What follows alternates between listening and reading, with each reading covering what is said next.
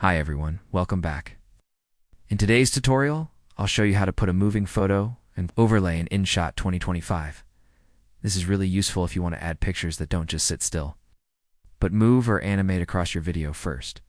Open the InShot app and create a new project.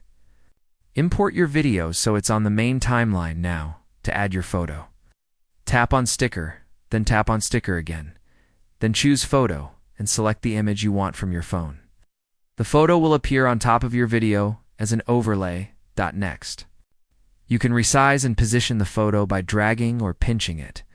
Place it wherever you want on the screen. Here's where the movement comes in. Tap on the photo you just added, and you'll see the animation option. InShot gives you different animations like fade in, slide, zoom, spin, or moving from side to side. Pick the one you like, and it will bring your photo to life. You can also adjust the duration of the photo overlay by dragging the edges of the photo layer in the timeline, so it stays on screen for the exact moment you need. If you want the overlay to keep moving across the screen, you can use the keyframe tool.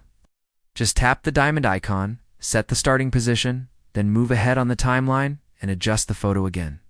InShot will create smooth movement between those points, making your photo glide, zoom, or shift naturally. Once you're happy with the movement and overlay effect, preview your video to see how it looks. Finally, tap Export to save it. And that's it. That's how to put a moving photo and overlay in InShot 2025 super easy. And it makes your edits look way more professional.